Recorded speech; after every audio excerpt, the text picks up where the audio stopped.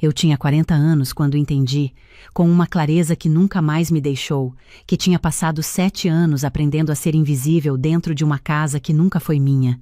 Não foi uma briga que me abriu os olhos. Não foi um choro longo numa madrugada de quinta-feira. Foi uma tarde de domingo, quando eu estava sentada à mesa do almoço, ouvindo minha sogra contar para a cunhada recém-chegada de Ribeirão Preto como eu era uma mulher sem exigências, sem vontade própria, uma mulher que se contentava com o que tinha e que, por isso, era fácil de ter por perto. Ela disse isso com um sorriso de quem está fazendo um elogio. E eu sorri de volta. O sorriso de quem já sabe o que vai fazer, de quem já assinou o documento, de quem já tem o endereço novo esperando. Mas para chegar naquele sorriso, eu precisei atravessar 7 anos. E esses 7 anos começaram muito antes daquela mesa de domingo. Quando conheci meu marido, eu tinha 33 anos e trabalhava como contadora numa empresa de médio porte no centro de Campinas. Tinha meu apartamento alugado no Cambuí, pequeno, mas completamente meu, cada prateleira no lugar que eu escolhi, cada quadro na parede que eu escolhi, cada planta no canto que eu escolhi. Tinha uma rotina que eu construí sozinha ao longo de anos e que me dava uma sensação de ordem que, na época, eu confundia com felicidade. Quando conheci Ricardo numa confraternização de fim de ano de um cliente em comum, ele tinha 36 anos, era gerente operacional numa transportadora, tinha um sorriso fácil e uma história que me pareceu bonita da maneira errada. O pai tinha falecido 2 anos antes. A mãe, Dona Marlene, tinha ficado sozinha numa casa de 2 andares no Jardim Guanabara. Ele ficou para não deixá-la, sozinha.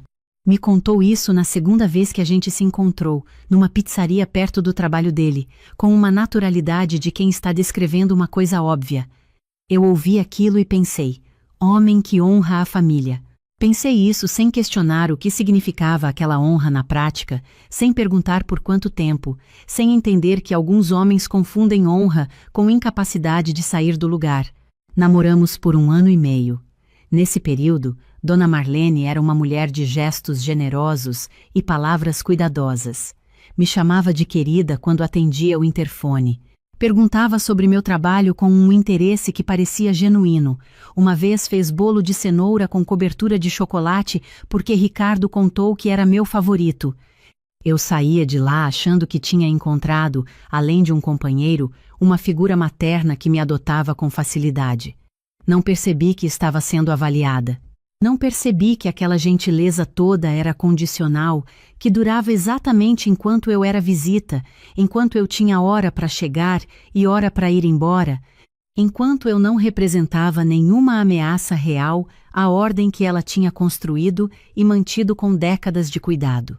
Quando começamos a falar em casamento, a questão de onde morar surgiu numa conversa de sábado, depois do almoço, com o Ricardo deitado no sofá e eu sentada no chão encostada na poltrona. Ele disse que a ideia era ficar na casa da mãe por um tempo, só enquanto a gente organizava as finanças para comprar algo próprio. Disse temporário. Disse no máximo 1 ano. Disse que Dona Marlene adoraria a companhia. Eu devia ter feito as perguntas certas. Devia ter definido o que 1 ano significava em termos concretos, com prazo, com plano, com número de dinheiro guardado. Mas eu tinha 33 anos, estava apaixonada e achava que amor era uma estrutura suficiente para se construir uma vida em cima. Então concordei. Cancelei o aluguel do meu apartamento, doei alguns móveis, guardei o resto num box no Taquaral e me mudei para o Jardim Guanabara como quem entra num acordo temporário sem ler as letras miúdas. Casamos numa cerimônia civil pequena, só família próxima, num cartório da Avenida Orocimbo Maia. Naquele mesmo mês, me instalei no quarto do casal que Dona Marlene tinha organizado antes que eu chegasse, sem que ninguém me pedisse opinião. As cores eram dela. O armário era o que sempre esteve ali. A disposição dos móveis era a que sempre tinha sido. Eu trouxe da caixa uma almofada que tinha comprado numa loja de decoração no Cambuí, uma almofada bege com um bordado geométrico pequeno, e coloquei no canto da cama. 3 dias depois, a almofada estava na cadeira do canto, longe da cama.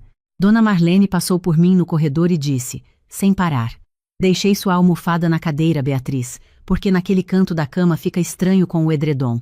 Ela disse isso como quem informa sobre o tempo. Eu guardei a almofada na mala. Esse foi meu primeiro aprendizado. Naquele espaço, as coisas ficavam onde ela decidia que ficavam, e qualquer rearranjo meu era corrigido com a mesma naturalidade com que ela corrigia uma torneira pingando. A cozinha tinha uma constituição própria, silenciosa e absoluta. Os temperos ficavam numa ordem específica na prateleira. Sal, pimenta, colorau, louro, alho em pó, da esquerda para a direita, sempre. As vasilhas de plástico ficavam empilhadas por tamanho, as maiores embaixo. O pano de prato limpo ficava no segundo gaveta à esquerda da pia, não na primeira. Eu aprendi tudo isso por tentativa e erro, porque Dona Marlene não explicava as regras. Ela simplesmente desfazia o que eu fazia de forma diferente e reorganizava sem comentar. Era a linguagem dela, silenciosa, constante, sem margem para discussão, porque nunca havia discussão. Havia apenas o estado das coisas voltando ao lugar que ela considerava correto. Tentei cozinhar uma vez, num sábado em que ela tinha saído para visitar uma amiga. Fiz frango ao molho de mostarda com ervas, uma receita que eu fazia desde os tempos de apartamento que minha mãe me ensinou. Quando ela voltou e entrou na cozinha, ficou parada olhando para os pratos que eu tinha deixado secando, aspirou o cheiro que ainda estava no ar e disse, enquanto guardava a bolsa: Ricardo tem refluxo quando come molho muito condimentado. Nunca me disseram isso antes. Disse assim mesmo. Não sei se é verdade ou se era uma forma de dizer que aquela cozinha tinha um repertório fixo e eu não precisava acrescentar nada a ele. Serviu o jantar. Ricardo comeu 2 porções. Não mencionou refluxo, mas eu guardei o ensinamento. Naquela casa, cozinhar era o território dela e eu podia existir na cozinha desde que não deixasse marca. No 2º ano, ela se aposentou. Tinha trabalhado por décadas como funcionária de uma empresa de seguros e a aposentadoria trouxe uma presença que o trabalho antes continha. Ela estava em casa o dia todo. Comentava meu horário de chegada com uma pergunta que parecia inocente, e não era. Demorou hoje, Beatriz teve reunião? Perguntava com quem eu tinha almoçado quando eu voltava do escritório com uma sacola de comida de fora. Quando eu ficava no quarto no fim de semana lendo ou trabalhando, ela abria a porta sem bater para pegar alguma coisa que sempre estava no guarda-roupa. Um suéter, um cobertor, uma bolsa, sempre algo que precisava ser verificado naquele exato momento em que eu estava lá. Era uma presença que não pedia licença porque nunca precisou pedir. Aquela casa era dela antes de mim, e nos gestos dela, aquela casa continuava sendo só dela, independentemente de qualquer papel assinado. Ricardo via. Eu sei que via porque estávamos no mesmo espaço, dormíamos no mesmo quarto, comíamos na mesma mesa. Mas Ricardo operava numa zona de conveniência que eu demorei para nomear. Ele não discordava da mãe, não a corrigia. Quando eu trazia alguma coisa para ele depois que ficávamos sozinhos, quando eu dizia com cuidado que me sentia desconfortável com alguma situação, ele ouvia, entendia, concordava que às vezes ela exagerava, e no dia seguinte nada tinha mudado. Aprendi a entender que concordar comigo em privado e não fazer nada em público eram coisas diferentes, e que a segunda era a que tinha efeito real. A frase que mudou tudo aconteceu no 5º ano, num domingo de almoço com a cunhada de Ribeirão, que vinha 2 vezes por ano e me tratava com a cordialidade de quem é educado com prestadores de serviço. Estávamos à mesa, as 4 pessoas, e a conversa tinha ido para o lado de como era bom que o Ricardo tivesse ficado na casa, como Dona Marlene estava bem cuidada, como era raro encontrar homem tão apegado à família. A cunhada olhou para mim e disse: "E a Beatriz se adaptou bem aqui?" Dona Marlene respondeu antes de eu abrir a boca. Respondeu com a leveza de quem está comentando sobre o jardim. Adaptou. É quietinha, a Beatriz. Não cria caso, não exige nada. Dá graças a Deus pelo que tem. Uma bênção de nora.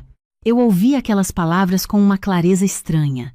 Como quando um ruído que você ouvia sem perceber para de repente, e o silêncio te diz o quanto ele estava presente. Não foi raiva. Foi reconhecimento. A confirmação de que eu não era parte daquela família. Era um ornamento conveniente. Era alguém que tinha aprendido a não atrapalhar. Ricardo, sentado ao meu lado, bebeu um gole de suco e continuou ouvindo a conversa da mãe com a irmã. Não disse nada. E esse não dizer nada foi, naquele momento, mais claro do que qualquer coisa que ele poderia ter dito. Naquela noite, depois que todos dormiram, fui até a sala, sentei no sofá no escuro e fiquei por um tempo sem pensar em nada. Depois peguei o celular e abri o aplicativo do meu banco. Sou contadora. Tenho planilhas para tudo. Sei onde cada real que ganho vai parar. Naquele momento, olhei para o saldo da minha poupança e da minha reserva de investimentos com uma atenção diferente, não como números de uma planilha mensal, mas como a soma de 7 anos de trabalho, de um salário que eu recebia bem e que, sem aluguel para pagar, sem financiamento, sem as despesas que a maioria das pessoas carrega, tinha crescido de uma forma que eu tinha registrado mês a mês, mas cujo total eu não tinha olhado de verdade, fazia tempo. Fechei o aplicativo. Não disse nada para ninguém, mas alguma coisa tinha se movido dentro de mim com o peso quieto de uma decisão que já estava tomada sem que eu ainda soubesse o nome dela.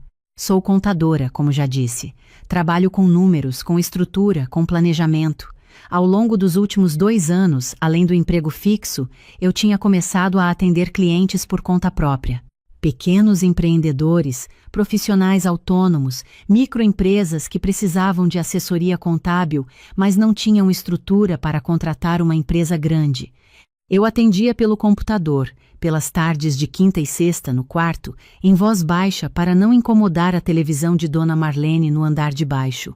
Fui percebendo que aquilo crescia, que os clientes indicavam outros clientes, que eu estava construindo de forma quase acidental uma carteira que tinha se tornado uma segunda renda consistente, e comecei a imaginar o que seria ter um espaço próprio para isso. Um escritório, um lugar com o meu nome na placa, onde eu pudesse receber clientes com profissionalismo, dar consultorias presenciais, talvez contratar uma assistente. Um espaço que fosse meu, inteiramente, sem condições. Comecei a pesquisar imóveis comerciais num sábado de manhã, enquanto Dona Marlene estava na missa e Ricardo no futebol com os amigos. Abri o computador na cozinha, em silêncio, com um café ao lado, e entrei nos portais de imóveis com a objetividade de quem está fazendo uma análise de viabilidade. Não era urgência, era levantamento. Fui às visitas nos sábados em que tinha motivo plausível para sair cedo, uma reunião de cliente, uma consulta, uma visita a uma amiga. Não era mentira completa, era omissão calculada. Eu sabia que se contasse. Ricardo diria que precisávamos conversar sobre isso juntos, e conversar juntos significava que Dona Marlene saberia antes do fim do dia, e eu ainda não tinha estrutura suficiente para ter essa conversa com todo mundo de uma vez. Foram quase 4 meses de visitas. Espaços grandes demais, pequenos demais, mal localizados, com planta estranha, com valor que não fechava com o que eu tinha levantado como possível. E então, numa terça-feira de manhã, a corretora com quem eu tinha começado a trabalhar me mandou mensagem com um imóvel que tinha acabado de sair no portfólio dela. Uma sala comercial num prédio de 2 andares no Cambuí, o mesmo bairro onde eu morava antes de me casar, numa rua tranquila com boa movimentação comercial. Térreo ocupado por uma loja de papelaria que estava há 3 anos no ponto e tinha contrato renovado. Segundo andar inteiro disponível, sala principal com luz natural excelente, sala de espera, banheiro privativo, uma copa pequena. O proprietário estava vendendo o imóvel inteiro. Fui ver na quinta-feira de tarde. Saí do escritório mais cedo com uma desculpa que nem precisei elaborar. Entrei pelo 2º andar, segui a corretora pelos cômodos, parei na sala principal. Tinha 2 janelas voltadas para a rua, e a luz da tarde entrava de uma forma que não parecia comercial, parecia de apartamento bom, parecia de espaço onde pessoas criam coisa. O piso era de madeira clara, com marcas de uso, mas estrutura boa. As paredes pediam tinta. O banheiro era simples, mas funcional. Fui até a janela, olhei para a rua lá embaixo. Era uma rua arborizada com flamboyantes nos 2 lados, e havia uma padaria na esquina com mesas na calçada, onde 2 pessoas conversavam com café na mão. Fiquei parada ali por um tempo que a corretora respeitou sem me interromper. Fiz as contas mentalmente ali mesmo, depois confirmei na planilha naquela noite no quarto em silêncio, com a tela do notebook voltada para a parede. O imóvel cabia com a minha reserva, com margem para reforma leve e reserva de emergência. O aluguel da papelaria do térreo cobria boa parte das minhas despesas fixas mensais do espaço. Eu precisava de 1 ou 2 clientes de assessoria mensal para cobrir o restante, e eu já tinha 5. Consultei uma advogada imobiliária que eu conhecia de um cliente em comum, sem contar o contexto familiar, apenas com as perguntas técnicas que precisava responder para tomar a decisão com segurança. A conversa foi esclarecedora. O imóvel poderia ser comprado em meu nome individual com recursos que eram comprovadamente meus, acumulados antes e durante o casamento sob regime de comunhão parcial, desde que a documentação fosse cuidadosa. Ela me explicou tudo com a precisão de quem sabe que essa é uma dúvida que muitas mulheres têm e que poucas fazem a pergunta direta. Levei 3 semanas para decidir. Não foi impulsivo. Foi o processo que eu aplico para qualquer decisão financeira relevante de cliente. Levantamento completo, análise de risco, projeção de cenários, decisão. Visitei o imóvel mais uma vez, num horário diferente, para ver a luz da manhã, o movimento da rua, o comportamento dos vizinhos comerciais.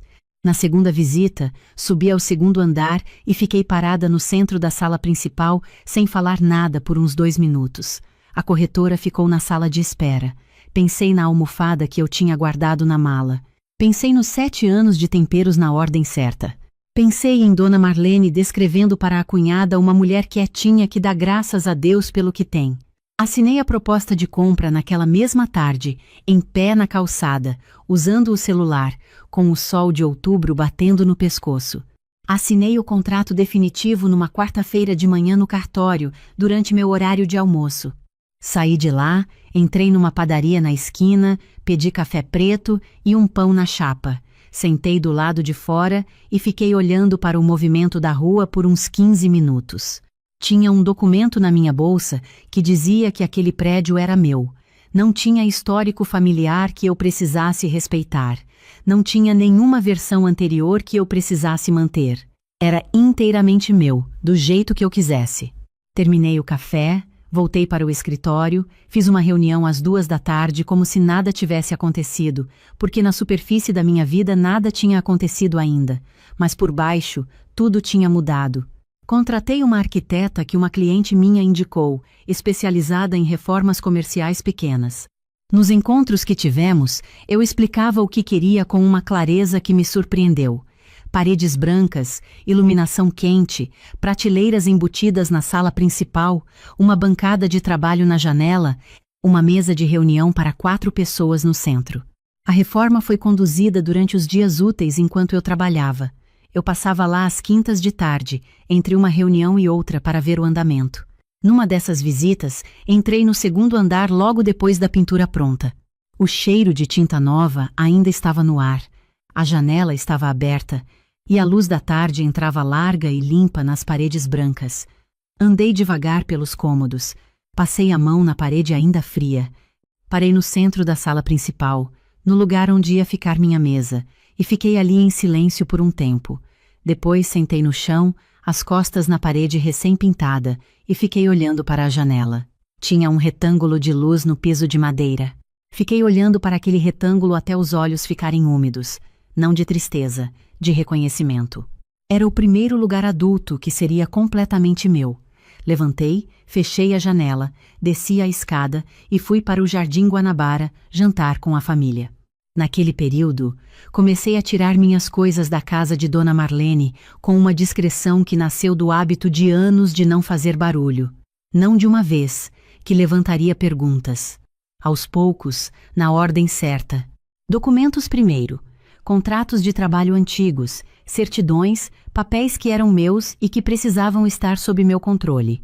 Depois itens sentimentais que só eu sabia o valor. Fotos da minha mãe, um broche que a minha avó me deu antes de morrer, um caderno de faculdade cheio de anotações de contabilidade do 2º ano, um envelope com cartões de aniversário que guardei desde os 20 e poucos anos. Depois roupas fora de estação, que somem de guarda-roupa sem que ninguém note porque ninguém usa. Ricardo não perguntou nada, ou não percebeu, ou preferiu não perceber. Aprendi a não saber a diferença entre as duas coisas. Foi nesse período que aconteceu a cena que eu não estava esperando. Era uma quarta-feira. Eu tinha saído mais cedo do escritório porque um cliente tinha cancelado uma reunião e, ao invés de ficar até o horário, decidi aproveitar para passar no imóvel e ver como estava a instalação elétrica que tinha sido finalizada. Cheguei em casa por volta das 4 da tarde. Dona Marlene não sabia que eu estava. Fui direto para o quarto pegar minha bolsa menor, que era onde eu guardava os documentos do imóvel. Quando abri a porta do quarto, ouvi a voz dela vindo do corredor, clara e sem filtro, como voz de quem está falando no telefone com conforto de privacidade. A porta estava entreaberta. Ela estava no corredor mesmo, a 3 metros do quarto, o telefone encostado no ouvido. Ouvi antes de poder recuar. Ela dizia, para quem fosse que estava do outro lado: "Não, minha filha, a Beatriz não é ruim não, mas é uma presença que eu não convidei, entende?" Eu disse para o Ricardo que essa situação não tem mais sentido, que eu já criei meu filho e não sou obrigada a criar a vida da mulher dele dentro da minha casa. Ele diz que vai resolver, mas não resolve. Ela continuou: "É que ela é daquelas que não faz onda, né? Quietinha." Aí ele não sente a urgência. Se ela reclamasse, brigasse, pelo menos haveria um motivo claro, mas assim fica tudo no ar. Parei de respirar por um segundo. Fiquei parada no quarto sem fazer barulho. Ouvi o restante com a calma de quem está confirmando um relatório que já sabia o resultado. Ela sabia que aquilo não funcionava. Ela sabia que a situação estava errada. A diferença era que a solução dela era eu ir embora, e a minha era eu já estar indo, só que do meu jeito, com o meu endereço novo esperando. Naquela noite, depois do jantar, depois de lavar a louça, depois de ouvir Dona Marlene contar sobre uma encomenda que tinha chegado errada numa loja do bairro, eu pedi para conversar com Ricardo. Entramos no quarto, fechei a porta, sentei na beira da cama. Falei com a calma de quem escolheu cada palavra com cuidado antes de abrir a boca. Ouvi sua mãe hoje no telefone dizendo que não quer mais a nora dentro da casa dela. Quero saber o que você pensa sobre isso. Não o que ela pensa, o que você pensa. Ele tirou o óculos, passou a mão no rosto, fez aquela pausa que eu conhecia, a pausa de quem calcula o caminho de menor resistência antes de responder. Beatriz, você sabe como ela é. O jeito dela é difícil, mas o coração é bom. Você não pode levar tão a sério tudo o que ela fala. Olhei para ele por um momento. Depois perguntei: "Você sabe quanto eu transfiro por mês para a conta das despesas da casa?" Ele disse que sim, que sabia. Perguntei: "Sua mãe sabe que eu contribuo mensalmente com as despesas da casa dela?" O silêncio que se seguiu durou exatamente o tempo suficiente para me dizer tudo, 1 segundo a mais do que devia. Durante todos aqueles anos, eu tinha transferido pontualmente minha parte das contas: alimentação, água, luz, gás, materiais de limpeza, minha parte do IPTU. Esse dinheiro ia para uma conta corrente que Ricardo administrava e que, pela reação dele, Dona Marlene não sabia que existia. Na visão dela, eu morava na casa dela de favor, sem contribuir, consumindo o que ela providenciava, sendo generosamente tolerada. Na minha visão, eu tinha passado 7 anos pagando por uma estadia que me tratava como intrusa. O silêncio dele confirmou os dois. Então, durante 7 anos eu paguei para morar aqui e sua mãe nunca soube, eu disse, com uma voz mais quieta do que eu achava que seria capaz de ter naquele momento. E ela passou esse tempo inteiro me descrevendo para todo mundo como alguém que dá graças a Deus por ter teto. Ricardo não respondeu. Ajustou o óculos no rosto. Virou levemente para a cômoda. E esse gesto tão pequeno e tão familiar, me disse com uma clareza absoluta que não havia nada ali para consertar. Não era um problema de comunicação. Era a estrutura inteira daquele casamento, construída sobre uma base onde minha contribuição era invisível, minha voz era decorativa, e meu espaço era sempre o de alguém que estava de passagem, esperando permissão para pertencer. Saí do quarto, fui para a cozinha beber água, fui dormir. De manhã cedo, liguei para minha advogada. Queria entender minha situação com precisão técnica, sem emoção, sem pressa. O que era meu, o que era do casal, o que eu precisava garantir antes de qualquer movimentação formal. A conversa foi longa e honesta. Ela me disse o que eu precisava ouvir e me deu um mapa para os próximos passos. Continuei a rotina por mais 2 semanas. Acordava, tomava café, ia trabalhar, voltava, jantava, ouvia sobre a loja com a encomenda errada e sobre a vizinha com o cachorro barulhento, lavava a louça, ia dormir. Por fora, nada tinha mudado. Por dentro, eu estava terminando de organizar os últimos detalhes da saída com a mesma metodologia com que organizo o fechamento de exercício de um cliente. Tudo documentado, tudo na ordem certa, sem espaço para surpresa. Combinei com uma pequena empresa de mudança para um sábado de manhã. Recomendação de uma colega de escritório que tinha usado o serviço no ano anterior. 2 rapazes e uma van, discretos, rápidos, eficientes. Eu tinha feito uma lista detalhada, com foto de cada item, marcando o que era meu com comprovante de compra no meu nome.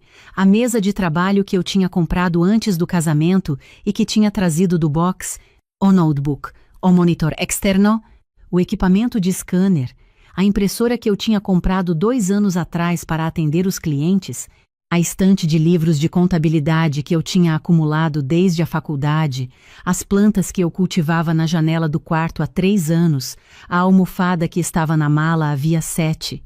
Ricardo saía todos os sábados às 8 para um café com colegas de trabalho no mesmo bar no centro, hábito que tinha há mais de 2 anos, invariável. Dona Marlene tinha o costume de ir ao mercado do bairro às 9, sempre com a vizinha do número 15, e voltava por volta das 11. Eu sabia disso. Planejei em cima disso. A van chegou às 8h20.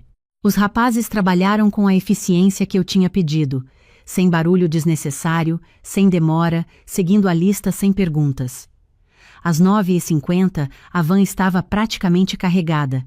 Faltavam as últimas caixas do quarto quando ouvi o portão da frente se abrir. Dona Marlene estava de volta mais cedo. A vizinha tinha passado mal. O passeio tinha sido cancelado. Ela entrou pelo corredor lateral que dava para o quintal, viu a van, viu os rapazes com as caixas, parou no meio do caminho. Ficou parada com a sacola do mercado na mão, olhando de mim para a van, da van para mim.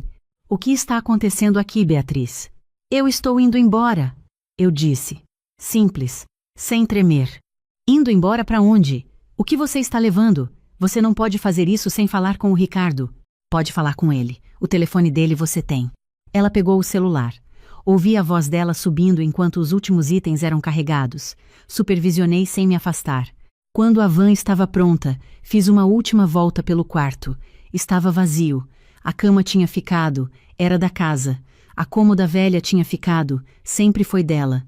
Havia marcas na parede onde a estante tinha estado por anos, e onde a almofada bege tinha ficado dependurada por um tempo antes de eu guardar na mala. Peguei minha bolsa, desci a escada, passei pela sala. Dona Marlene estava de pé perto da janela, o telefone ainda na mão, com uma expressão que eu nunca tinha visto nela em 7 anos. Não era raiva, era susto. Era a expressão de quem percebeu, só agora, que a situação era diferente do que achava que era. Beatriz, espera, a gente precisa conversar. Você está exagerando, isso aqui foi tudo um mal-entendido. Parei na porta. Me virei. Falei pelo nome dela pela primeira vez em 7 anos, sem colocar o dona na frente, não por desrespeito, mas porque eu precisava que ela me ouvisse como igual, não como nora que pede licença. Marlene, durante 7 anos eu contribuí todo mês com as despesas desta casa. A senhora nunca soube porque seu filho nunca contou, mas eu sei o que eu fiz, e agora eu tenho o meu espaço, então eu estou indo. Ela abriu a boca. Fechou. Olhou ao redor como quem está vendo a sala pela primeira vez depois de muito tempo.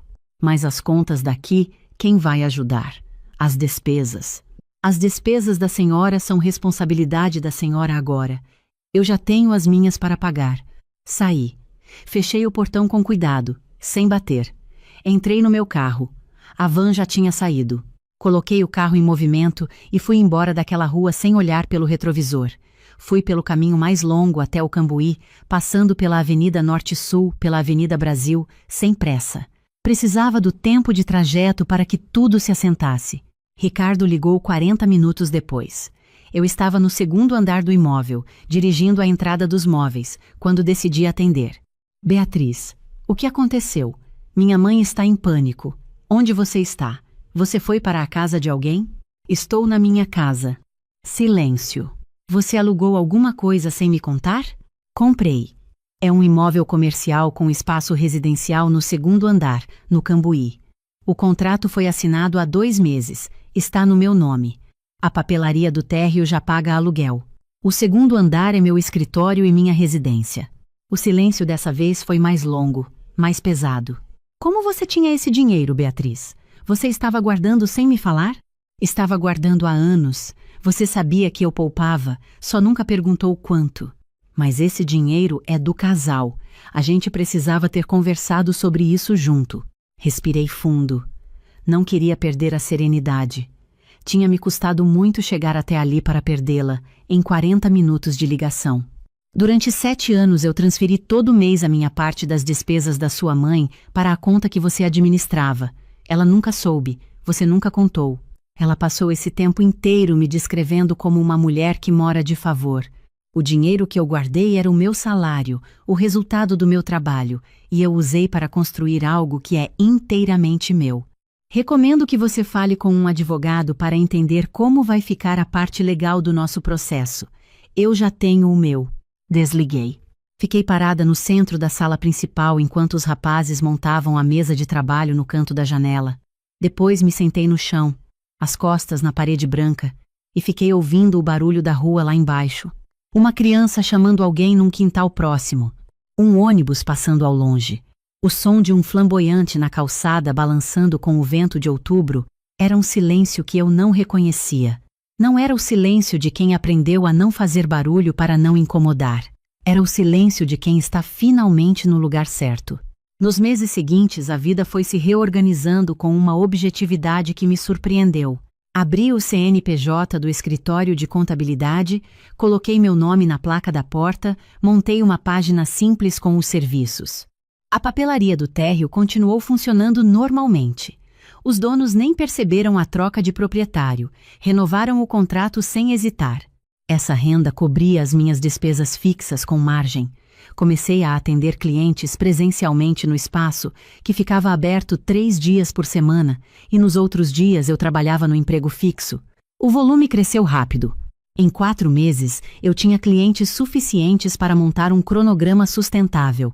Em 8 meses, pedi demissão do emprego fixo com carta de apresentação formal e 1 mês de aviso trabalhado sem amargura, só com a clareza de quem está fechando um ciclo. O processo de separação foi conduzido pelos advogados com a frieza necessária. Não houve cenas públicas. Houve documentos, prazos, uma audiência de conciliação onde os dois ficamos em lados opostos de uma mesa e falamos com educação de quem já não tem nada a provar para o outro. A advogada fez o trabalho que eu paguei para ela fazer. O resultado foi o que a lei previa. Algumas semanas depois da separação formal, recebi uma mensagem de Dona Marlene no celular. Até hoje não sei como ela conseguiu o número, mas recebi. A mensagem dizia que eu tinha exagerado na reação, que as coisas podiam ter sido resolvidas numa conversa, que ela nunca quis me magoar. Li com atenção. Depois coloquei o celular na bancada e fui preparar o café. Não respondi. Não por rancor, não porque eu estivesse com raiva. Não respondi porque algumas conversas chegam quando já não há mais nada a acrescentar, quando tudo o que precisava ser dito foi dito pelos próprios fatos, e porque eu não tinha mais energia para esclarecer o que ela nunca quis enxergar quando tinha toda a oportunidade. O que ficou daquele período não foi mágoa, foi clareza. É uma clareza simples o suficiente para caber numa frase, mas que eu precisei de 7 anos para entender de verdade. Independência financeira não é desconfiança, não é egoísmo, não é falta de amor. É a diferença entre ter uma voz dentro de uma relação e ser apenas uma presença tolerada, entre pertencer a um lugar e existir dentro dele, aguardando que alguém confirme que você tem direito de estar ali. Fiquei 7 anos naquela casa por razões que entendo agora com mais compaixão do que eu tinha por mim mesma na época. Amei meu marido de verdade. Achei que o problema era o ambiente, não ele. Achei que quando saíssemos de lá tudo seria diferente. Fiquei porque a adaptação acontece devagar e você não percebe que está sendo moldada até tentar voltar ao formato original e descobrir que ele ficou guardado numa mala por tempo demais. Fiquei porque tinha medo de carregar o peso de ser a nora que foi embora. Fiquei porque a esperança é a última coisa que aceita ir embora. Mas o que aprendi, de verdade, no corpo, não só na cabeça, é que permanecer por medo não é lealdade. É uma prisão com cortinas bonitas.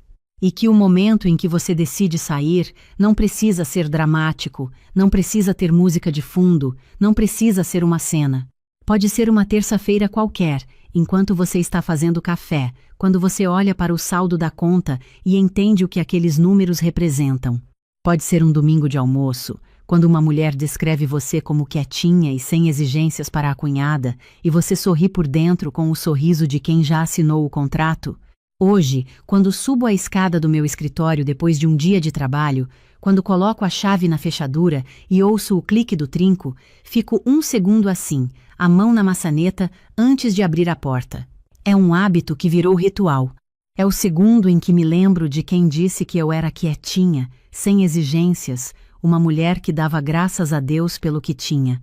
E sorrio, o mesmo sorriso pequeno de sempre, só que agora é dentro do meu espaço, com o meu nome na placa lá fora, com a almofada bege no canto do sofá, exatamente onde eu decidi que ela ficaria, e com as janelas abertas para os flamboyantes da rua que escolhi.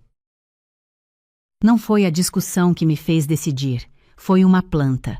Eu tinha comprado aquela samambaia numa feira de fim de semana em Campinas, numa manhã em que acordei mais cedo do que todos e saí sozinha, apenas com minha bolsa e a vontade de andar por um lugar onde as pessoas não me conheciam.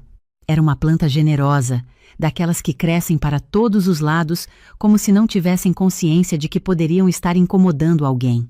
Cheguei em casa, coloquei no canto do corredor perto da janela, onde a luz da tarde entrava por pelo menos 3 horas. Era o único canto da casa que não era de mais ninguém. Na manhã seguinte, a samambaia não estava lá. Procurei na cozinha, na área de serviço. Encontrei na garagem, dentro de um saco plástico, com as raízes para cima, como um objeto descartado sem cerimônia. Perguntei para meu marido. Ele disse, sem tirar os olhos do notebook, que minha sogra havia achado que sujava o corredor com as folhas. Peguei a planta, levei para o banheiro do nosso quarto, coloquei em cima do armário, reguei com cuidado e naquela noite sentei na borda da cama olhando para ela no escuro, por um tempo que não sei calcular. Não estava com raiva, estava com uma clareza que chegou de forma diferente de qualquer coisa que eu tivesse sentido antes. Fria, precisa, como a tela de uma planilha depois que todos os dados foram inseridos e o resultado final aparece. Deixa eu te contar desde o começo. Eu tinha 33 anos quando me mudei para a casa dos meus sogros, junto com meu marido, numa decisão que foi apresentada como temporária, da mesma forma que muitas coisas temporárias acabam sendo permanentes. Meu marido tinha 38, engenheiro civil, trabalhava numa construtora em Campinas, uma pessoa que me olhava com uma ternura genuína quando estávamos os dois sozinhos. O problema é que os dois sozinhos naquela casa era uma condição muito rara de se alcançar. A casa dos meus sogros ficava no Jardim Flamboyant, um bairro de casas grandes e ruas com árvores, onde minha sogra havia passado os últimos 22 anos organizando cada cômodo com a precisão de quem considera esse trabalho uma arte. Ela tinha 63 anos, aposentada do magistério municipal, uma mulher de gestos rápidos e opiniões mais rápidas ainda, que havia criado 2 filhos com uma eficiência que eu reconhecia e que ela jamais perdeu o hábito de exercer, mesmo depois que os filhos cresceram, e um deles voltou para dentro de casa trazendo uma esposa junto.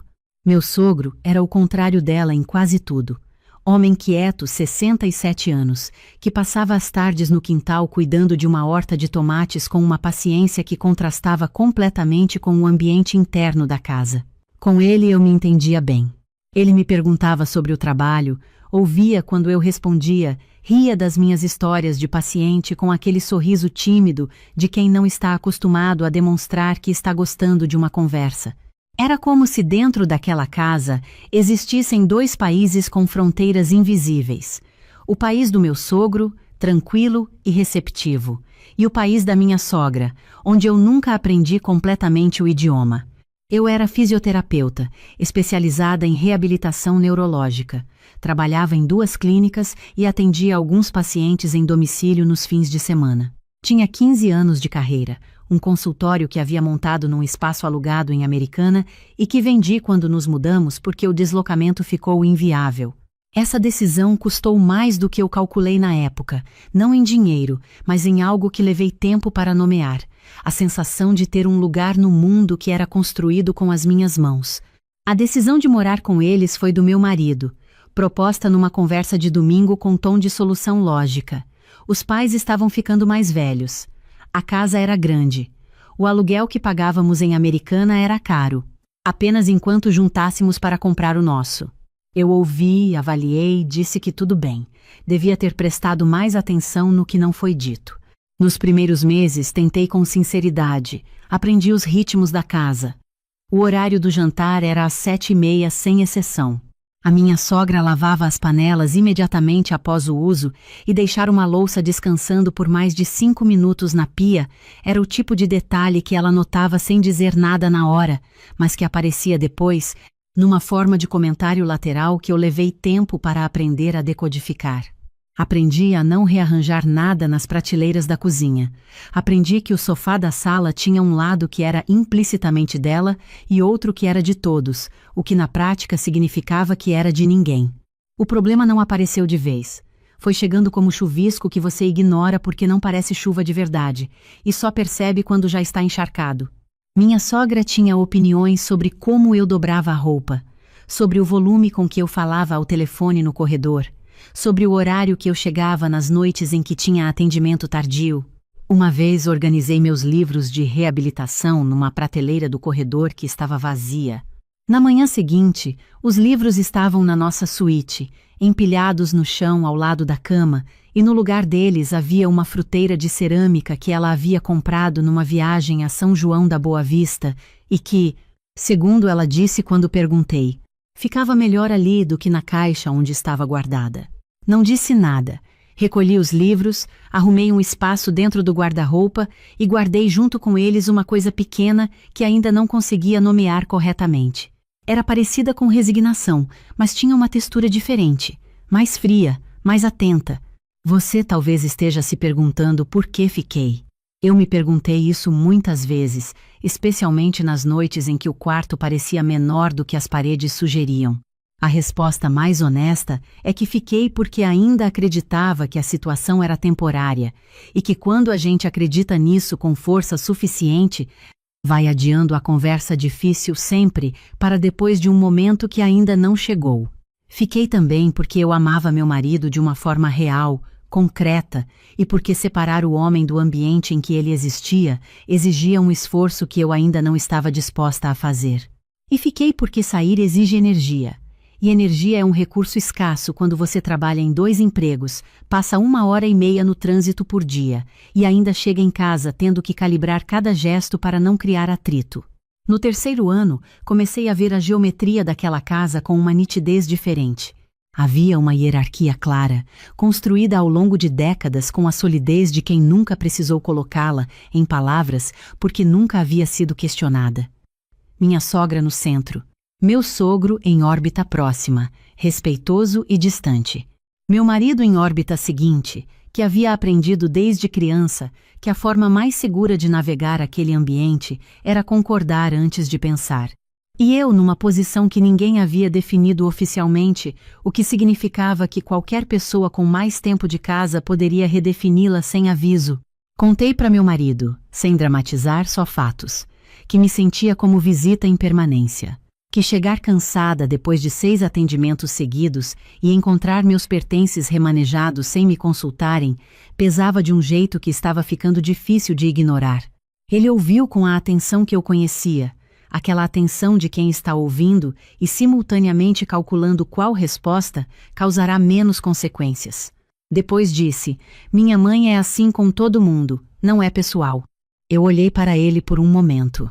Quando algo acontece comigo toda semana, eu disse com a voz que uso quando preciso que um paciente entenda uma instrução importante pela 2ª vez, isso se torna pessoal independente da intenção. Ele não respondeu. Olhou para a janela com aquela expressão que eu havia aprendido a reconhecer, a expressão de quem encontrou um problema que não está no manual de soluções que lhe ensinaram. Foi nesse momento que algo dentro de mim mudou. Não foi raiva, foi compreensão. A compreensão silenciosa de que estava esperando uma proteção que não estava no repertório do meu marido, não por maldade, mas porque ele havia crescido dentro daquela arquitetura e nunca havia aprendido que as paredes podiam ser questionadas. Passei os meses seguintes observando com uma atenção nova. Observei meu marido, como a postura dele mudava quando a mãe entrava no cômodo, como as opiniões dele chegavam sempre já filtradas por aquilo que ela pensaria. Observei meu sogro, que havia construído para si uma paz interna que custava a ele o preço do silêncio. Observei minha sogra e entendi que ela não era cruel. Era uma mulher que havia passado décadas sendo a arquiteta de um mundo que funcionava exatamente como ela havia planejado, e eu era a primeira variável que não pedia licença para existir. No 4º ano, comecei a poupar com intenção. Eu sempre havia guardado dinheiro. Era uma herança de criação. Minha mãe era enfermeira de hospital público e havia criado minha irmã e a mim com o salário dela depois que meu pai foi embora quando eu tinha 11 anos. Ela nos ensinou, com aquela firmeza quieta de quem aprendeu pela necessidade, que dinheiro guardado não é luxo, é vocabulário, é a diferença entre pedir e decidir. Até o 4º ano eu poupava por hábito. A partir daí poupei com destino. Meu salário havia crescido.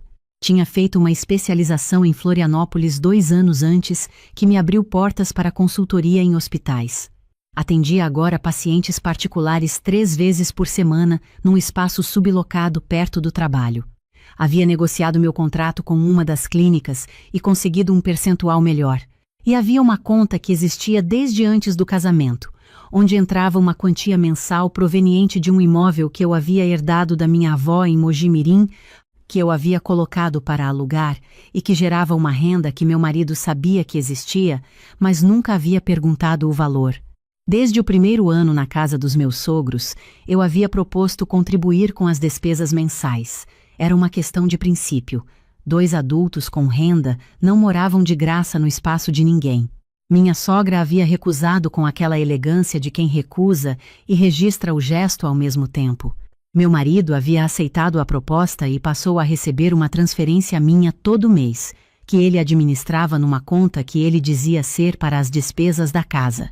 O que descobri no 6º ano, numa conversa que não foi fácil, é que minha sogra jamais havia sido informada dessas transferências. Para ela, eu era uma nora que morava na casa da família por generosidade da família. Para mim, eu havia contribuído por 62 meses seguidos sem perder um. Mas estou no 4º ano ainda. O 6º vem depois. Comecei as anotações num caderno pequeno que guardava dentro da pasta de prontuários dos pacientes domiciliares, onde ninguém jamais olharia. Listei o que tinha, o que entrava, o que podia guardar a mais com disciplina. Pesquisei bairros de Campinas que eu ainda não conhecia bem. Depois cidades vizinhas: Indaiatuba, Valinhos, Vinhedo, Paulínia. Fiz simulações de financiamento, calculei custos de reforma, comparei potencial de valorização por região. Era o mesmo raciocínio que eu usava para montar um plano de reabilitação. Diagnóstico preciso, metas claras, protocolo realista. Meu marido sabia que eu poupava, nunca perguntou o total. Nunca imaginou a escala do que estava sendo construído, real por real, com a disciplina de quem aprendeu cedo que segurança não é sorte, é trabalho acumulado. No 5º ano, minha sogra reorganizou o espaço que eu havia montado no quarto para trabalhar. Eu havia colocado uma mesa compacta num canto da suíte, com um organizador de papéis, o notebook e uma luminária de braço ajustável que eu havia comprado, porque a luz do quarto era insuficiente para laudos de 2 horas. Aquele canto era o meu canto de trabalho. Era onde eu estudava artigos novos, escrevia relatórios, planejava protocolos. Era o único espaço naquela casa que tinha o cheiro do meu trabalho. Numa tarde em que eu estava numa capacitação fora, minha sogra entrou no quarto, decidiu que a mesa descaracterizava o ambiente e a moveu para a área de serviço, junto com a luminária e o organizador. Quando cheguei, o canto estava vazio. No lugar da mesa havia uma poltrona que eu nunca tinha visto, que ela havia comprado numa loja de segunda mão naquela mesma tarde, porque, segundo ela disse com a naturalidade de quem não imagina que precisa de explicação, o quarto ficava mais harmonioso assim. Recolhi meus materiais da área de serviço com calma. Reorganizei o que consegui dentro do guarda-roupa. Sentei na borda da cama e abri o caderno de anotações. Olhei para os números por um tempo e pensei: está quase. No 6º ano, a samambaia sumiu. Não foi a coisa mais pesada que aconteceu naqueles anos, mas foi a que encontrou o terreno certo, porque eu já estava pronta. Já havia guardado o suficiente. Já havia pesquisado o bastante. Já havia tomado uma decisão que ainda não havia pronunciado em voz alta, mas que existia dentro de mim com a solidez de uma estrutura já erguida. Naquela mesma noite, depois que a casa dormiu, fui até o banheiro do quarto, sentei na borda da banheira com o celular, abri o aplicativo do banco e olhei para os números na tela por um tempo longo.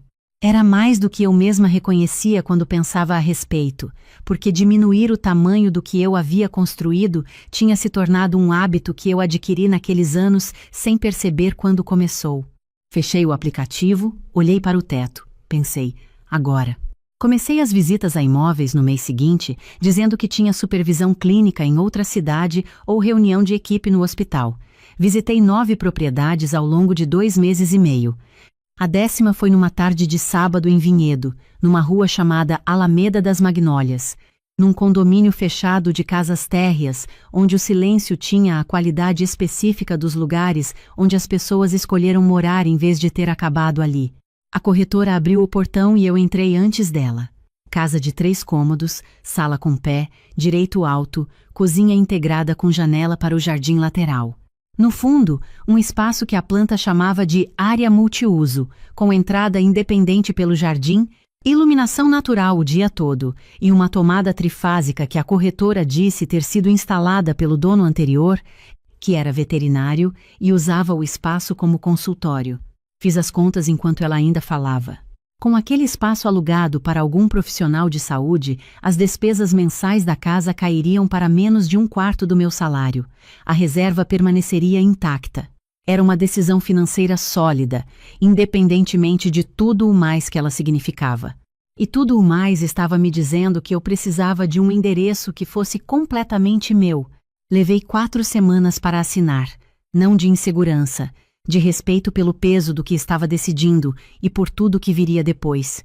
Consultei minha irmã, que mora em Ribeirão Preto e conhece minha história desde o começo.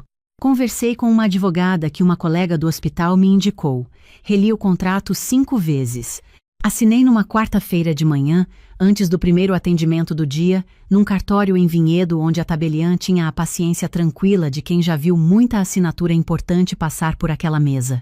Saí do cartório com a pasta de documentos dentro da mochila de trabalho e fiquei no carro do estacionamento por alguns minutos com o motor desligado. Não estava chorando. Estava sentindo alguma coisa que demorei um momento para identificar. Depois entendi. Era pertencimento. A sensação de ter, pela primeira vez em 6 anos, um lugar no mundo cujo endereço não precisava de negociação com ninguém. Voltei para Campinas naquela tarde. Jantamos os 4 como em qualquer quarta. Minha sogra havia feito frango assado. Meu sogro perguntou sobre um paciente que eu havia mencionado semanas antes, um senhor de 71 anos que estava aprendendo a caminhar de novo depois de um AVC. Contei que ele havia dado os primeiros passos sem apoio naquela semana. Meu sogro sorriu com aquele sorriso tímido dele. Dormi com a pasta de documentos dentro da mochila, embaixo da cama. Nos dias seguintes, encaminhei a reforma por aplicativo de mensagens com uma arquiteta que a corretora me indicou, uma profissional objetiva que entendia o que eu precisava sem que eu precisasse repetir 2 vezes. As obras aconteceriam durante a semana, nos horários em que eu estaria na clínica. Não havia nenhuma razão para explicar a ninguém o que estava sendo feito num imóvel com meu nome na matrícula. O jardim lateral foi o espaço que planejei com mais cuidado. Queria um canto com banco de madeira e canteiro elevado. Queria plantar o que eu quisesse, no lugar que eu escolhesse, sem que ninguém calculasse se estava no caminho de alguma coisa mais importante. Queria um espaço onde as coisas crescessem no ritmo delas, sem precisar pedir licença para ocupar luz. Em paralelo, comecei a retirar meus pertences da casa dos meus sogros com uma calma que surpreendeu até a mim mesma. Uma sacola por semana, discreta e planejada. Primeiro os documentos, diplomas, registros do conselho profissional, os recibos impressos e organizados em pasta das transferências mensais que eu havia feito ao longo dos 6 anos, cada mês com data e valor.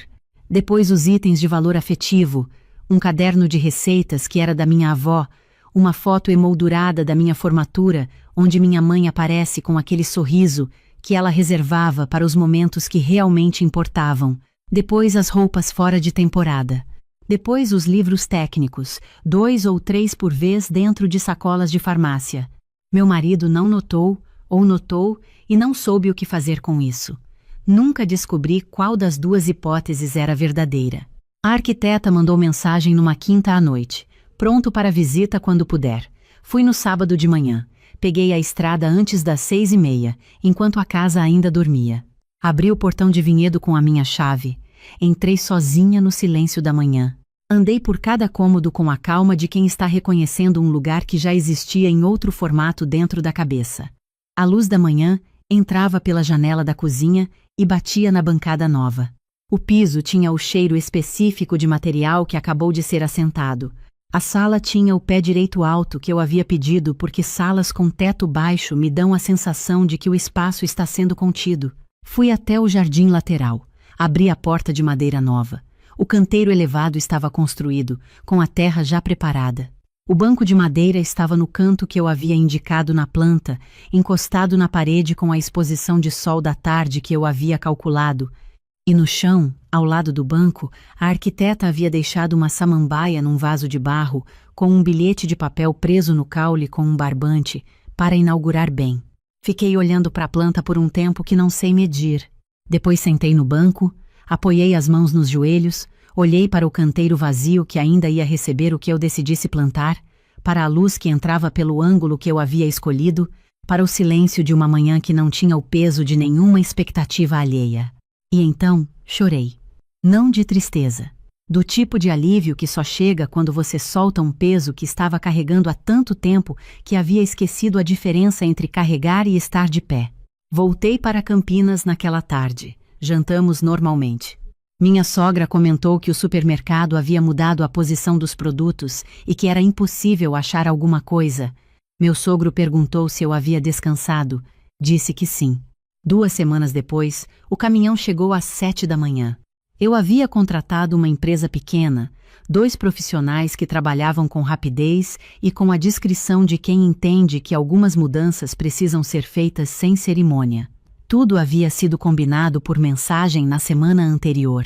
Eles sabiam o que carregar, os móveis do quarto que eu havia comprado com dinheiro meu e que tinham nota fiscal no meu nome, os eletrodomésticos que eu havia adquirido ao longo dos anos, a estante com todos os meus livros técnicos, as caixas que já estavam organizadas dentro do guarda-roupa, a mesa compacta que havia ficado na área de serviço desde o dia em que foi removida do quarto, e a samambaia do banheiro, que havia sobrevivido em cima do armário com uma resiliência que eu havia acompanhado de perto. Meu marido havia saído cedo para uma vistoria de obra em Americana. Meu sogro, nas manhãs frias de setembro, não descia antes das 9. Minha sogra tinha grupo de caminhada às 7 e saía pontualmente às 6:50. 6 anos ensinam a rotina de uma família melhor do que ela mesma conhece. Enquanto os profissionais trabalhavam, fui até a gaveta da cozinha onde eu havia guardado, semanas antes, uma pasta fina com os comprovantes de todas as transferências mensais que havia feito ao longo de 6 anos. Cada mês, cada valor, tudo impresso e organizado por data. Coloquei a pasta dentro da mochila. Eram 8:40 quando ouvi a porta da rua. Minha sogra havia voltado antes do esperado. O grupo havia sido cancelado porque a professora de caminhada estava gripada. Ela entrou pela cozinha, viu as caixas no corredor, viu os profissionais passando com a estante, viu a suíte com a porta aberta e o interior vazio. Ficou parada na entrada da cozinha com a sacola da caminhada ainda no ombro e uma expressão que eu nunca havia visto naquele rosto. Não era raiva, era desorientação. Era o rosto de quem entra num ambiente que conhece de cor e encontra as coordenadas erradas. O que está acontecendo? Estou indo embora, eu disse. Simples, sem tremor na voz. Ela ficou me olhando. Depois olhou para os profissionais, que continuavam trabalhando com a eficiência de quem já viu essa cena em versões diferentes. Indo para onde? Meu filho sabe disso? Falarei com ele quando for o momento. Você não pode simplesmente sair assim. Isso é uma falta de consideração com essa casa. Respirei devagar. Havia algo que eu havia planejado dizer, não por raiva, por clareza, por encerramento. Pela necessidade de que algumas coisas precisam ser ditas em voz alta para que ambas as partes possam seguir adiante com a mesma informação. Preciso te contar uma coisa, disse com a voz que eu uso quando preciso que um paciente entenda algo importante que vai mudar a forma como ele vê a própria recuperação. Durante 6 anos, eu transferi todo mês um valor para meu marido a título de contribuição com as despesas dessa casa. Água, luz, gás, internet, mercado, todo mês, sem falhar uma vez. Tirei a pasta da mochila, abri, mostrei os comprovantes. Não forcei na mão dela. Apenas segurei aberto, como quem apresenta um prontuário. Você nunca soube porque meu marido nunca te contou, mas eu contribuí por 72 meses seguidos. Não fiz isso para receber agradecimento. Fiz porque era justo. Mas você tem o direito de saber, antes de eu sair, que você não estava me fazendo um favor nesses anos. A gente dividia um espaço de formas que você nunca conheceu completamente. Silêncio. Os 2 profissionais passaram por nós carregando as últimas caixas.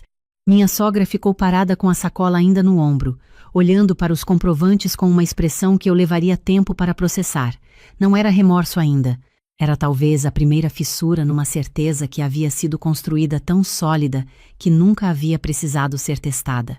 Não precisei de mais. Subi para dar a última olhada no quarto. Estava vazio. A cama havia ficado porque era da casa. A mesinha de canto que nunca foi minha.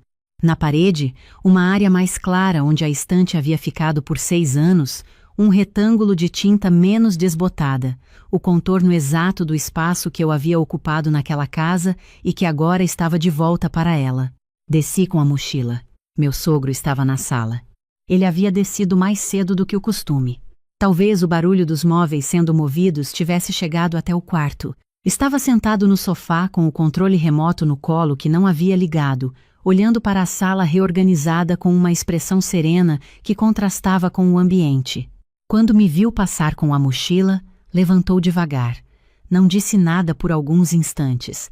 Depois me olhou com aqueles olhos tranquilos que eu havia aprendido a respeitar ao longo dos anos. Você encontrou um lugar bom? Respirei fundo. Encontrei, eu disse. Ele assentiu, devagar, como quem processa uma informação que já suspeitava de alguma forma, mas não havia verbalizado. Depois disse, baixo, com aquela voz que ele usava quando falava das plantas da horta, sem ornamento nenhum. Eu sei que aqui não foi fácil. Ela é como é, sempre foi. Eu aprendi a andar em volta disso de um jeito que às vezes me custa coisas que nem percebo mais que estou pagando. Fez uma pausa. Você fez certo em não aprender a mesma coisa. Olhei para ele. Nos olhos dele havia uma honestidade que me partiu de um jeito diferente de tudo que havia acontecido naquela manhã, porque ele não estava me absolvendo. Estava me dizendo uma verdade sobre si mesmo, que provavelmente nunca havia dito em voz alta para ninguém. O Senhor foi bom para mim, eu disse. Sempre foi. Ele estendeu a mão. Apertei com as 2 mãos. Naquele aperto havia mais do que cabia em qualquer palavra que eu tentasse construir.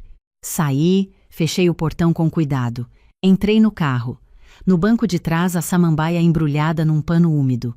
A mochila no banco do passageiro. Motor ligado. Meu marido ligou quando eu já estava na rodovia, seguindo o caminhão. Deixei tocar. Ligou de novo. Na terceira vez, atendi. Renata, minha mãe me ligou. O que aconteceu? Cadê você? O que é esse caminhão? Estou indo para minha casa. Silêncio longo. Que casa? Você comprou um imóvel? Quando? Casa em Vinhedo. Térrea, jardim, espaço lateral independente. Assinei a escritura há algumas semanas. Paguei com dinheiro que guardei ao longo dos anos. Pausa. Eu podia ouvir a respiração dele mudando. Renata, a gente precisava ter conversado sobre isso. Uma decisão dessas não é individual, é do casal. Respirei pelo nariz devagar. Queria manter a clareza que havia me custado tanto tempo construir. Eu transferi dinheiro para as despesas da sua casa por 6 anos, todo mês, sem faltar. Você sabia? Sabia. Sua mãe sabia? Silêncio. Ela nunca soube porque você nunca contou. Para ela, eu era uma nora morando por favor na casa da sua família.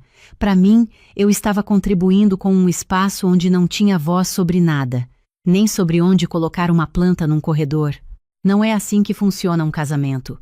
Você não pode tomar uma decisão desse tamanho sozinha sem nem me avisar. Eu sugiro que você contrate um advogado para cuidar da parte legal do nosso processo. Eu já tenho o meu. Desliguei. A rodovia estava livre, o caminhão seguia na frente com o ritmo constante de quem sabe aonde está indo. O sol de setembro entrava pela janela do lado direito com aquele ângulo específico da manhã avançando. Cheguei em Vinhedo às 10 da manhã. Os 2 profissionais descarregaram com cuidado e eficiência. Eu ia indicando cada cômodo com uma precisão que me surpreendeu a mim mesma, como se eu houvesse passado meses decorando aquela casa de cabeça, o que era exatamente o que havia feito. Quando foram embora, fui até o jardim lateral, abri a porta de madeira. Coloquei a samambaia do banheiro ao lado da que a arquiteta havia deixado, as 2 no mesmo nível de luz, com espaço para crescerem para os lados sem precisar de permissão. Sentei no banco de madeira, apoiei as mãos nos joelhos, olhei para o canteiro vazio por um tempo longo. Não havia ninguém atrás de mim calculando se eu estava ocupando espaço demais. Não havia opinião não solicitada esperando pela próxima coisa que eu fosse fazer. Havia só o vento de setembro e o silêncio tranquilo de um lugar que ainda estava aprendendo quem eu era.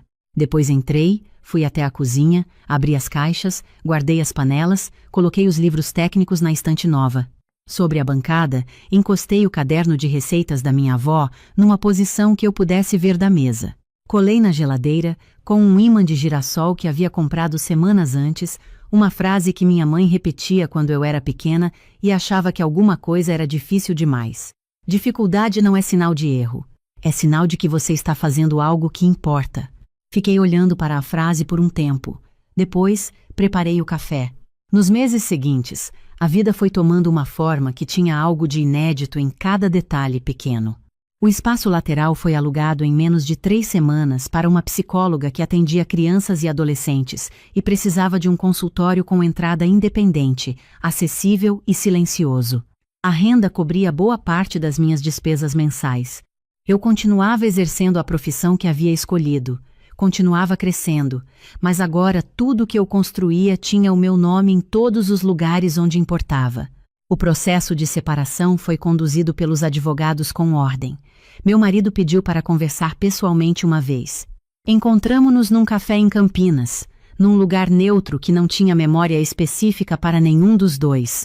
Ele veio com a expressão de quem havia passado semanas fazendo perguntas que não encontravam as respostas esperadas. Disse que havia entendido coisas que não havia entendido antes, que havia conversado com a mãe, que havia sido uma conversa difícil e necessária, que queria tentar de novo, mas num lugar só nosso, sem mais ninguém. Ouvi até o fim. Depois disse: "Você tinha 6 anos para escolher diferente. Não precisava ser numa grande briga. Podia ter sido em cada momento pequeno em que você calculou o que diria para criar menos atrito antes de pensar no que era justo para mim. Não estou com raiva, mas não tenho mais disposição para esperar por uma versão de você que talvez apareça." Ele baixou a cabeça. Não discutiu. Não houve segunda conversa. Minha sogra me mandou uma mensagem algumas semanas depois, um texto longo que eu li até o fim com atenção. Ela escrevia que eu havia agido de forma precipitada, que havia destruído o que havíamos construído, que o jeito como saí foi falta de respeito com a casa e com a família, e que ela jamais havia me tratado de forma injusta, que só havia tentado manter as coisas organizadas do jeito que sempre funcionou. Reli a mensagem uma vez. Não respondi naquele dia. Não respondi nas semanas seguintes. Não porque não tivesse o que dizer, mas porque algumas conversas precisam que a outra pessoa tenha feito um trabalho interno antes de começar, e aquela mensagem mostrava que esse trabalho não havia sido iniciado. Eu havia aprendido, a um custo que não consigo calcular completamente, que não era minha responsabilidade iniciar esse processo por ninguém. Meu sogro me mandou uma mensagem curta um mês depois. 4 linhas. Dizia que esperava que eu estivesse bem, que a horta estava dando tomates como nunca, e que ele havia plantado uma samambaia no jardim porque havia ficado com a impressão de que ficava bonita naquele canto. Fiquei olhando para essa última linha por um longo tempo. Respondi com o mesmo cuidado com que ele havia escrito. Não houve mais contato depois disso. E carrego esse silêncio com um respeito que não conseguiria explicar completamente, porque ele fez o que pôde dentro do espaço que havia aprendido a habitar. E às vezes o máximo que alguém consegue fazer é plantar uma samambaia no jardim depois que quem havia trazido a primeira já foi embora. O que ficou daquilo tudo não é mágoa. Mágoa exige que você continue olhando para trás com a expectativa de que algo poderia ter sido diferente. E eu aprendi que olhar para trás com mágoa é uma forma de ainda estar lá. O que ficou é uma compreensão que chegou tarde, mas chegou inteira. Fiquei 6 anos naquela casa por amor genuíno ao meu marido. Sim, mas fiquei também porque desde cedo a gente aprende que persistência é virtude, que boa esposa aguenta, que paciência é sinal de caráter forte. E existe uma linha muito fina entre a paciência que constrói e a paciência que apaga. Eu cruzei essa linha tão devagar que não percebi o momento exato da travessia. Percebi quando olhei para o espelho numa tarde comum do 5º ano e não reconheci imediatamente a expressão no meu rosto. Não era tristeza, era ausência. Era o rosto de alguém que havia passado anos aprendendo a ocupar menos espaço do que tinha direito, com uma eficiência tão bem treinada que havia se tornado invisível até para mim mesma. Foi esse reflexo que me acordou. Não minha sogra, não a samambaia jogada na garagem, não os 6 anos de opiniões sobre dobra de roupa e volume de voz. Foi perceber que havia aprendido a desaparecer em doses pequenas e que ninguém havia me pedido explicitamente para fazer isso. Eu havia aprendido sozinha, pelo método acumulado das consequências, e havia executado com uma competência que só reconheci quando parei para olhar de fora. Independência financeira não é acúmulo. Isso aprendi da maneira mais longa e mais cara que existe. É sobre ter uma escolha real quando a vida pede que você escolha. Eu poderia ter ficado mais 6 anos naquela casa. Tinha estabilidade suficiente para isso. O que não tinha mais era disposição para usar essa estabilidade para sustentar uma estrutura onde eu não cabia do tamanho que eu sou. O dinheiro que guardei não me deu coragem, me deu opção. E quando você tem uma opção real, a coragem vem naturalmente, porque você não está mais agindo de um lugar de desespero, mas de um lugar de escolha. Hoje, quando chego do trabalho, entro pelo portão lateral que dá direto para o jardim. Criei esse hábito desde o primeiro dia, porque queria que o caminho de chegada passasse pela parte da casa que mais me pertence. Largo a mochila no banco do jardim. Troco de roupa, sento. As 2 samambaias estão onde sempre estiveram, desde o primeiro dia. Cresceram para os lados, como se nunca tivessem dúvida de que tinham espaço para isso. A que a arquiteta deixou de presente ficou maior.